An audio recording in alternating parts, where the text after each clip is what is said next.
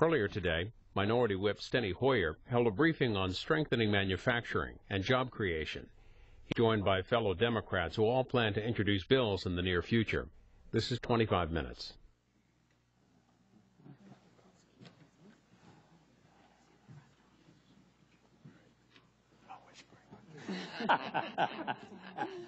I just said no whispering in the back here. Thank you for being here, and I want to say that I'm so pleased to be joined by so many of my colleagues here to discuss the reintroduction of our Make It in America agenda in this Congress. 3 years ago, House Democrats introduced our Make It in America plan to create jobs and revive our manufacturing sector, and we have been pushing hard for its consideration. Leader Pelosi is giving a speech right now, or she would be joining us, but she and I have been very, very strongly advocating, along with our entire caucus, the creation of jobs, which we believe is our number one job in America, the number one objective that Americans want us to be pursuing. While we were able to work with Republicans to pass a handful of Make It in America bills last Congress, including the Export-Import Bank, reauthorization of the American Competes Act, a critical bill, and patent reform, there's far more to be done.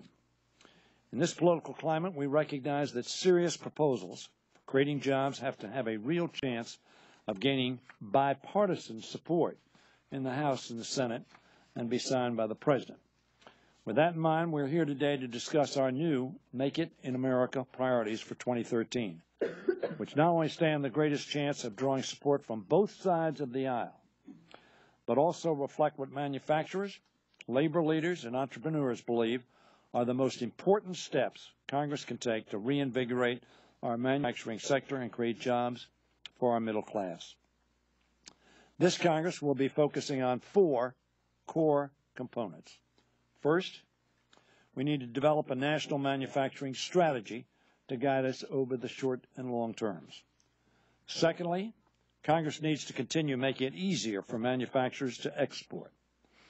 In 2010, President Obama set a goal of doubling exports by 2015, and we're almost halfway there.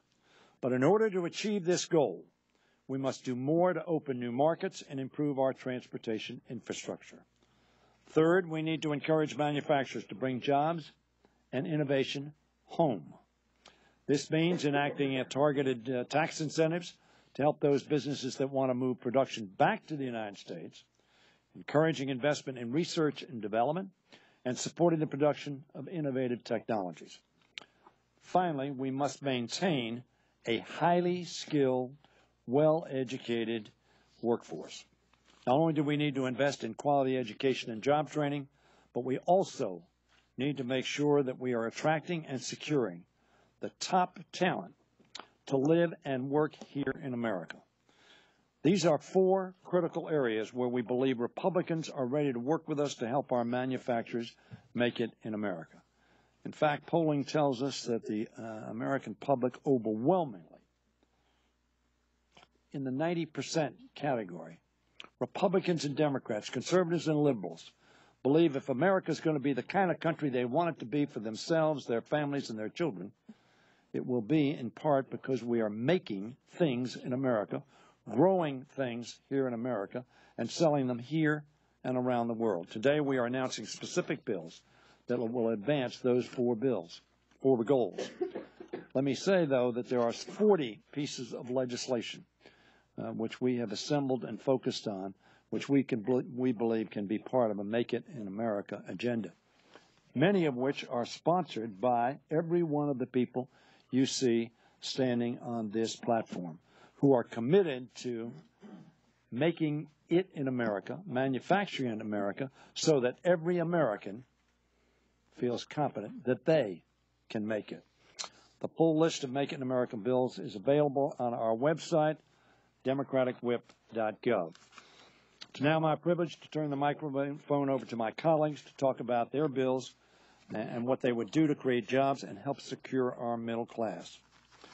First, I want to yield to my friend, one of the senior members of the platform group here from the state of Texas, Eddie Bernice Johnson. Thank you. Congressman Johnson. I'd like to thank Mr. Hoyer for his leadership to revitalize American manufacturing.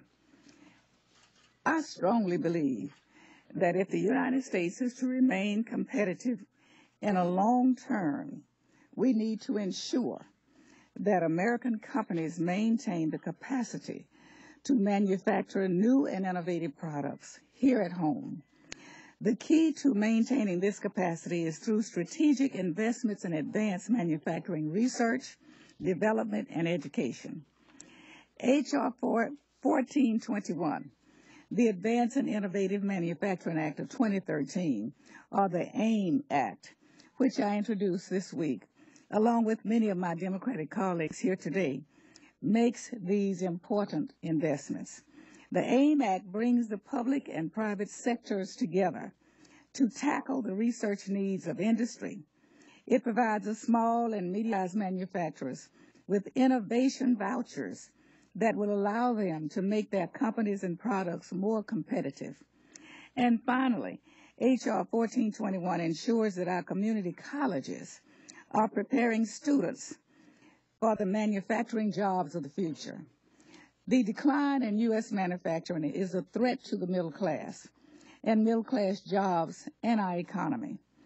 We need our manufacturing sector to be the most sophisticated in the world, using transformative technologies and innovative manufacturing processes. H.R. 1421 and the Make It in America agenda will ensure that U.S. companies have the tools and the workforce they need to meet the challenge ahead. I want to thank you, and thanks to Mr. Hoyer. Thank you. Now we have a vote on, so we want to be brief, but I want, Rosa DeLauro, thank you for being here.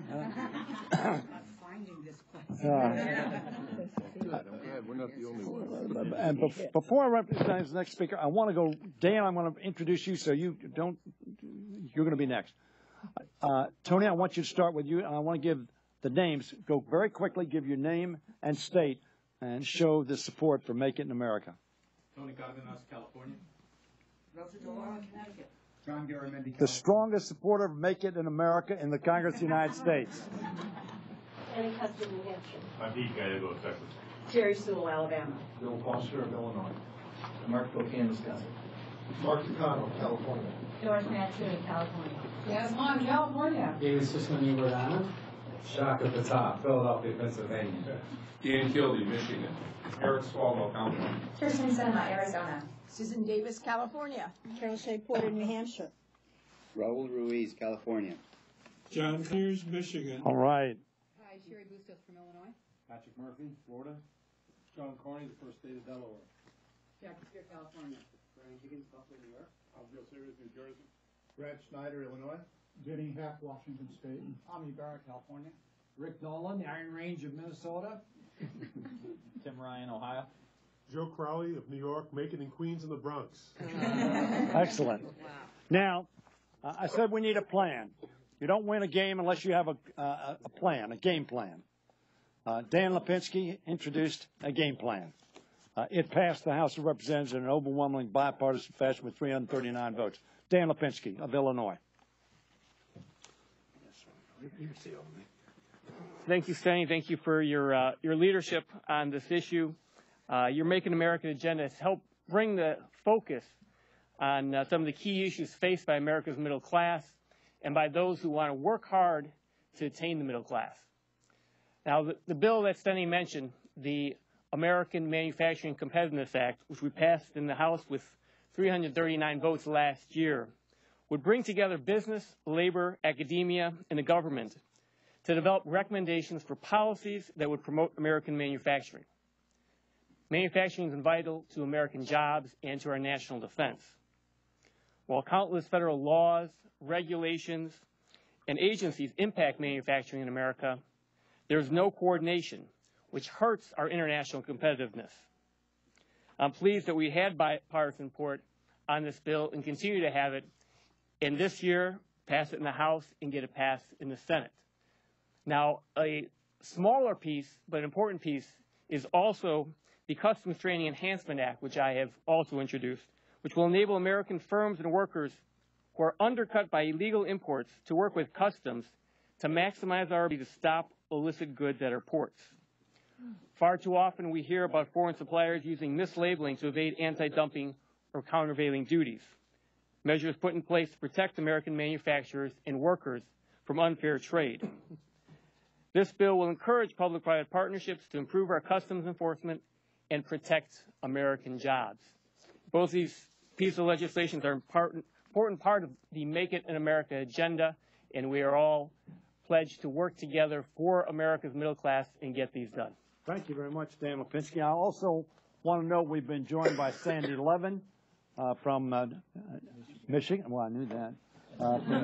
From Michigan, the ranking member of the Ways and Means Committee, and of course, John Conyers, the ranking member of the Judiciary Committee.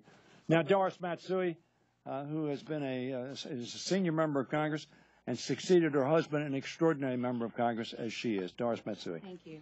California. Thank you, Steny, for your leadership on the Make It America jobs agenda.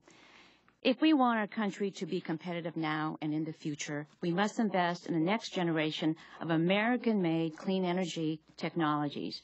That is why I reintroduced the Clean Energy Manufacturing and Export Assistance Act.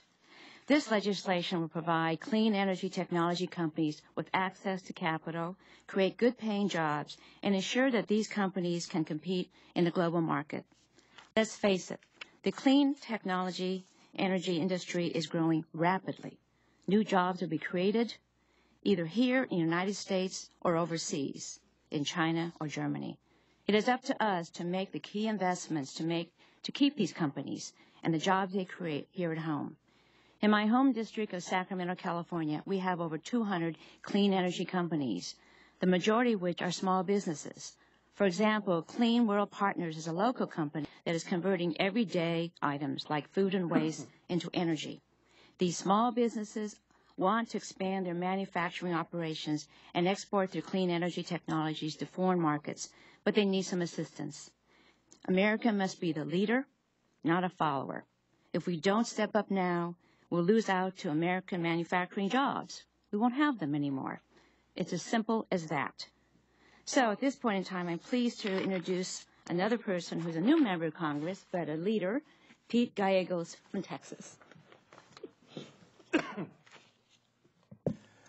Thank you. I, too, want to thank Mr. Hoyer for his leadership and particularly the bipartisan proposals which are in the Make It in America package. Our workers are among the most resilient in the world, and the American Export Promotion Act, which is H.R. 1420, invests in the future of the U.S. economy, and it spurs American exports. It invests in the Market Development Cooperative Program, which significantly, its track record is pretty impressive, because for every dollar of awards made from the MDCP, $258 has been generated in exports. And this bill invests in what works well for the national economy.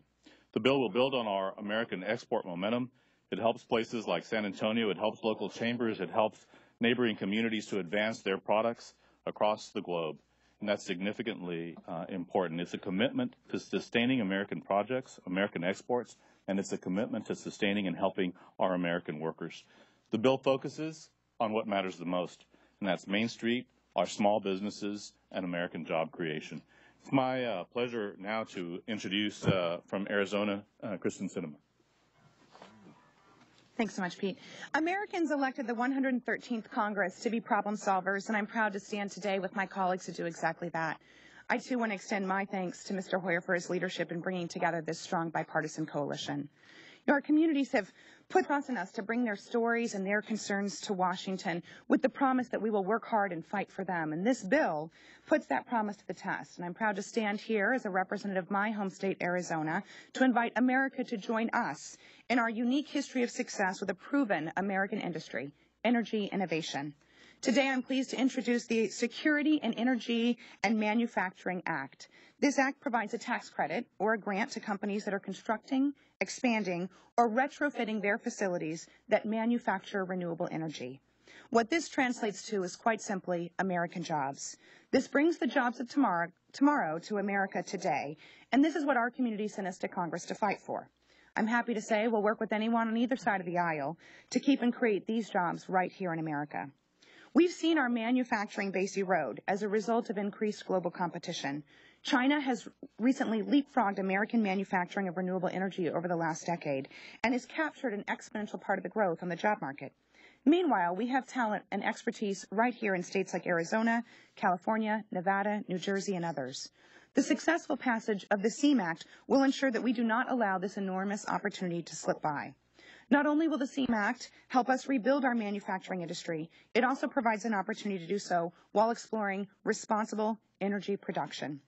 In my home state of Arizona, solar and renewable energy has broad bipartisan support. And in my state, with an average of over 300 days a year of sunshine, we know a thing or two about renewable energy. We know this program works. The first allocation of funding that was extremely successful in leveraging private capital, and that led to the investment of over 180 energy manufacturing facilities across 43 states in our country. Expanding this program today will mean that we are creating additional high-tech, high-wage manufacturing jobs in our own backyard. Innovative companies like Tempe's Monarch Power in the district could expand and create their innovative products ranging from energy generation to energy storage, even a mobile renewable energy power system, all while being affordable. We have the opportunity to restore and expand U.S. manufacturing jobs, help our country remain competitive in the manufacturing industry, and invest in a wide range of clean energy production. This bill will allow us to do so. Thank you. And now I'll turn the time over to Representative Schneider of Illinois.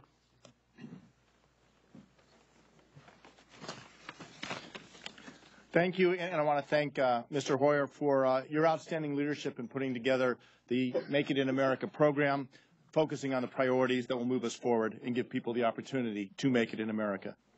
I also want to congratulate what I believe is a sensible and specific framework on how we get moving forward by boosting American manufacturing.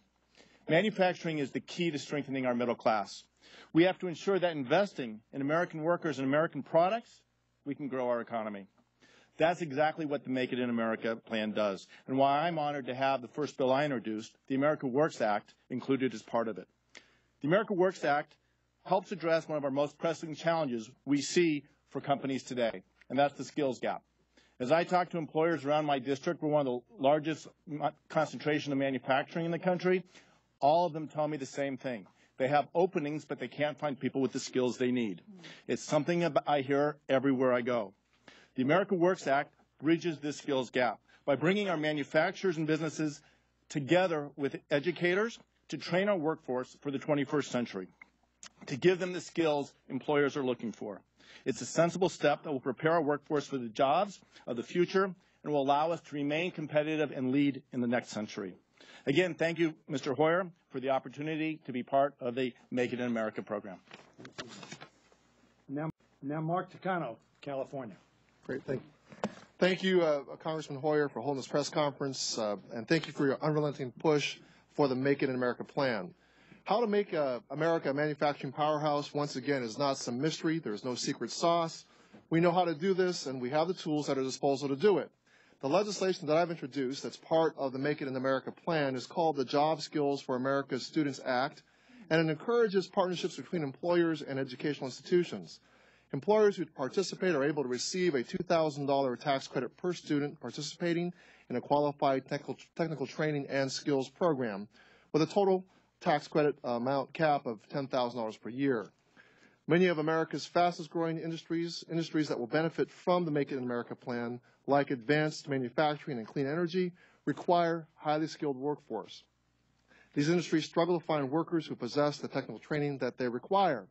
The National Association of Manufacturers estimates that 600,000 manufacturing jobs remain unfilled due to the lack of qualified candidates. Just today, we learned from the Department of Labor that there are 3 million job openings in America, the most in almost 5 years. Many of these jobs are unfilled because of the lack of training. The Job Skills for America Students Act partners key industries with community colleges and other programs to offer students the opportunity to obtain the training they need to thrive in their field of choice.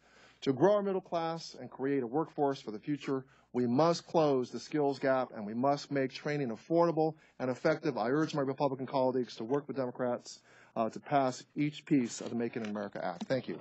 Thank you very much, Mark, and thank you, members. I want to thank everybody for being here, but not only that, for your leadership. Sandy Levin, John Conyers, the second most senior member of the House of Representatives, thank you very much for being here. Last year, we passed a group of bills that were put together. We called the job bill. The majority leader put those on the floor, and we passed them, sent them to the Senate passed them, the President signed them. They were individually small bills, but they made a difference. They came out in many respects of the President's counsel. Some of those were Democratic bills, some of them were Republican bills. Americans want us to work together. They want us to work in a bipartisan way to create jobs, to make their lives and the lives of their families, as I said, better. That's what these bills attempt to do. Thank you for being here. Members, I know that we now have 227 people haven't voted, so we'll take a few questions. Anybody? Yeah. There's obviously a lot of frustration amongst Democrats, specifically progressive Democrats, that have come out against the proposal that you include change CPI in relation to Social Security. I'd just get your reaction to that and whether or not you would support the measure if it was brought up for a vote. Well, what I'm going to say is I have said for a long time we need a bold, balanced plan to put our country on a fiscally sustainable path. In my opinion, that's one of the important aspects of making it in America, of creating the kind of environment we need to give confidence to investors and job creators to grow their enterprises here in America. The President's put forth such a plan. I'm not going to go into the individual component parts at this point in time, but we now have a budget that the House has passed. I didn't vote for it. I don't think anybody here voted for it. I don't think it's a plan that will work. The Senate's passed a plan. I think that plan will work. We offered a very similar plan, but we're not allowed to have it considered on the floor of the House. Mr. Van Hollen offered that 4 times. The President's now offered a plan. My view, and what I said earlier this morning in my press conference that I think you missed, was that, that we ought to go to conference and we ought to discuss individual items so that we can move forward in a constructive way, not a confrontational way. Any other questions on make it? Just say something about Sure. the President's budget on manufacturing. Yep. There's a major increase in investment in manufacturing in the commerce section of the budget, over $108 million increase overall, but very focused investments to help communities be able to retain manufacturing jobs and increase them. And that's part of Leader Hoyer's efforts here to focus on manufacturing as a way to protect and grow our middle class. There's also, as you may know, $1 billion, $100 million per year over 10 for manufacturing institutes, 15 institutes around the country, yes. Chaka, which you referred to as well. Yes, sir. So the President's budget, it's budget debt. It includes change CPI, as you know. Does that now make that the Democratic starting point for negotiations? Look, I'm not going to go there. The President's offered a plan. Mr. Van Hollen offered a plan on our behalf. Patty Murray, Senator Murray in the Senate passed a plan, the Ryan plan. I think we need to go to conference and we need to get this country on a fiscally sustainable path, and it will take a big, bold, balanced plan. I personally have said that we need to consider all options. That does not mean we're for all options. But I don't want to get into the budget. This is about growing manufacturing and jobs in this country. Thank you very much. Thank you.